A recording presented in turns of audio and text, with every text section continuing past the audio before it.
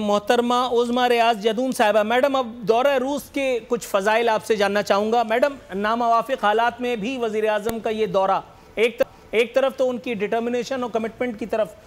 شاید اظہار کرتا ہے، اس کا اشارہ دیتا ہے۔ دوسری جانب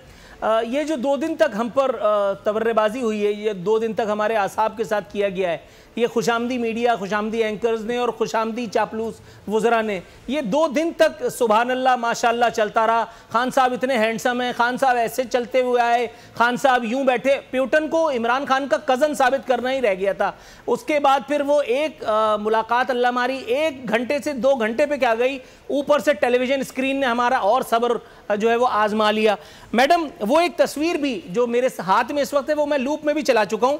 ایک کمبخت میز ہے جو ایک طرف تو عمران خان اور دوسری طرف ایک طرف پیوٹن، دوسری طرف عالمی رہنماؤں کو لیے بیٹھی ہے، لیکن خان صاحب کو اس نے قریب کیا بٹھا لیا، گویا عذاب ہی ہو گیا ہمارے لیے۔ کچھ فرمائیے گا میڈم۔ پہلے تو عارفین صاحب میں آپ کو ایک چیز کلیئر کر دوں، اس میں کوئی شک نہیں کہ خان صاحب کی پرسنالٹی ہے،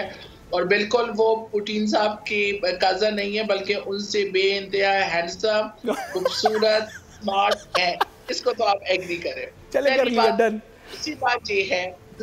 یہ ہے کہ بھئی اگر کسی نے ہر کوئی آپ کی طرح اس حکومت کو آبجیکٹ ہی کرتا رہے، آبجیکشنز کرے، کبھی اس کے اوپر کیا کہے، کبھی کیا، اگر کسی نے اس حکومت کی اس دورے کی تعریف کر دی تو آپ کو بھی خوش ہونا چاہیے، آخر کچھ تو ہوگا نا۔ میڈم میں کن باتوں پہ خوش ہوں، میرے لیے اپنی خوشی اور بھی بہت ہے نا، میرے خوشی کے اپنے ہی پیمانے۔ آپ پیکا پہ کہتی ہیں میں خوش ہو جاؤں، آپ دورہ روس پہ ایک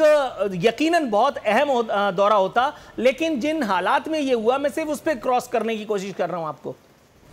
دیکھیں یہ آلریڈی ڈیسائیڈڈ تھا، تو اس وجہ سے خان صاحب کو جانا تھا اور خان صاحب گئے۔ اور دوسری جگہ جو آپ پیکا کی بات کرتے ہیں کہ جی میں کہہ رہی ہوں آپ خوش ہو جائیں، تو واقعی آپ کو خوش ہونا چاہیے کہ چلیں آپ لوگوں کی یہ جو آبجیکشن ہے کہ جی گورنمنٹ اتنی فیک نیوز دیتی ہے۔ نہیں پیکا کو چھوڑیں، ابھی یہ جو دورہ روس نام کا ٹیکا پاکستانی جمہوریت کو لگا ہے میڈم، اس کے فضائل، اس کے فیوز و برکات سے اگر آپ آشنا فرما دیں ہمیں۔ بالکل اس کے فضائل، اس کی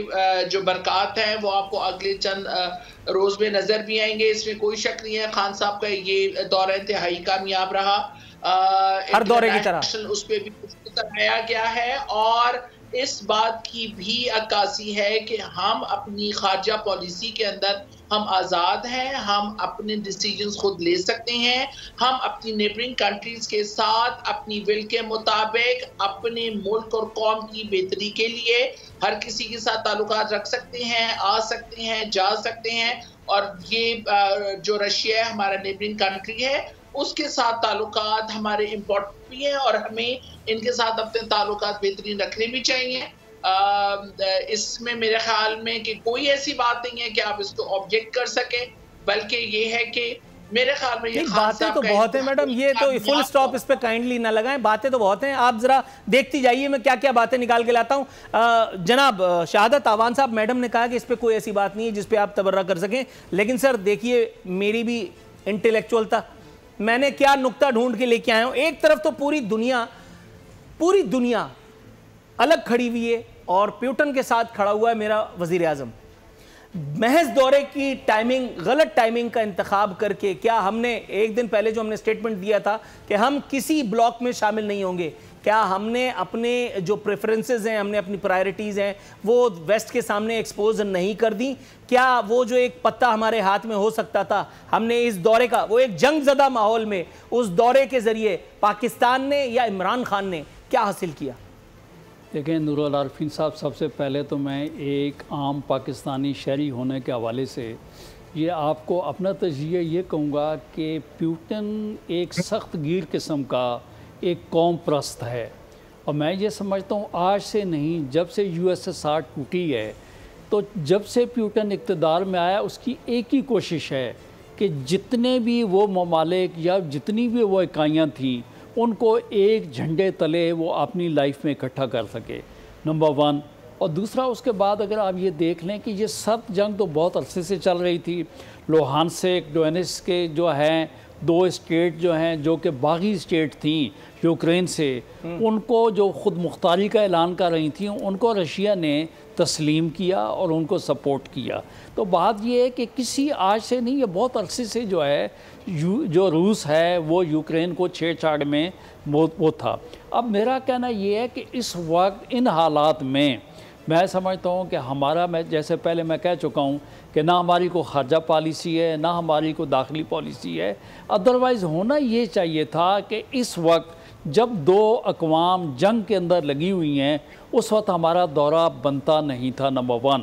اور اس کے علاوہ بھی اس وقت جا کے کندھے کے ساتھ کندھا جا کے جوڑ کے کھڑے ہو جانا، آپ سمجھیں ایک طرف تو ہم دیکھتے ہیں IMF جو ہے، یورپین یونین جو ہیں، کن کن کے آگے ہم نے کشکول پھیلائے ہوئی ہیں اور کس طریقے سے ہم چل رہے ہیں، اور